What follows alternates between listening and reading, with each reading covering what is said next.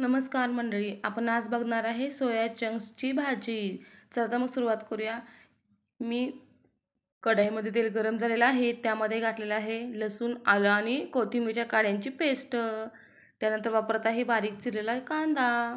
बारीक चिरलेला कांदा व्यवस्थित असं भाजून घ्यायचा आहे. बघा मी तर कशी भाजते, हलवून असा व्यवस्थित फ्राय करून घ्यायचा आहे. त्याला गुलाबी कलर आला पाहिजे. आणि तुम्ही कमी गॅसवर भाजलं तरी चालेल आणि शक्यतो कमी गॅसवरच भाजावं. आणि आता कांदा आपला भाजून तयार झालेला आहे. त्यानंतर आपण घालणार आहे बारीक चिरलेलं टोमॅटो. टोमॅटो ही व्यवस्थित असं भाजून घ्यायचं आहे. टोमॅटो छान भाजलं की त्याची टेस्ट खूप छान अशी लागते, त्यासाठी टोमॅटो भाजून घ्यायचा आहे. टोमॅटो ही आपण आता व्यवस्थित भाजलेला आहे. नाही थोडंसं अजून भाजूया, जरा मला वेगळं वाटतंय, मग थोडं कच्चं वाटते. टोमॅटो हे आपलं भाजून झालं आहे. त्यानंतर आपण घालणार आहे लाल तिखट म्हणजे चटणी. चटणी घातल्यानंतर आपण त्यामध्ये घालणार आहे थोडासा गरम मसाला. त्यानंतर घालणार आहे आपण धन्याची पावडर आणि सर्व एकत्र करून हलवून घ्यायचं आहे. एकजीव करून झालेलं आहे आपलं. आणि थोडं मसालेही भाजून द्यायचे आहेत. मसाले भाजले की त्यामध्ये थोडंसं पाणी घालायचं आहे. चला तर मसाले भाजून झाल्यानंतर मी पाणी घातलेलं आहे. पाणी घातलं की त्याला एक उकळी येऊन द्यायचे आणि ते 1 मिनिट आपलं कमी गॅसवर शिजवून घ्यायचं आहे. ग्रेव्ही छान अशी शिजली की छान असा कट पण येतो आणि टेस्ट पण खूप छान लागते. एक उकळी आली की आपण त्यामध्ये साईडला ग्रेव्ही काढलेली आहे. दुसऱ्या कढईमध्ये तेल घ्यायचं आहे. तेल गरम झालं की त्यामध्ये आपण घालणार आहे दालचिनीचे तुकडे.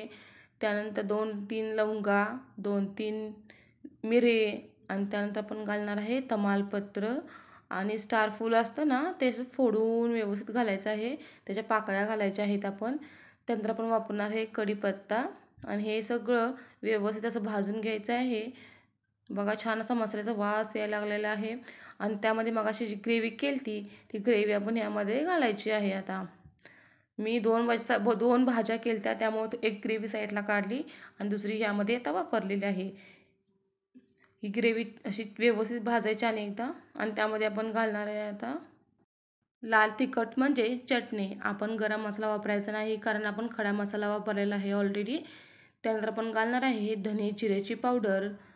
नुसती धन्याची पावडर जरी घातली तरी चालेल. त्यानंतर मी घालणार आहे काश्मीरी लाल मिरच, ही कलरसाठी वापरलेली आहे.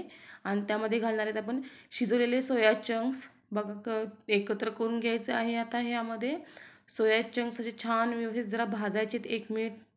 त्यानंतर आपण घालणार आहे थोडंसं पाणी.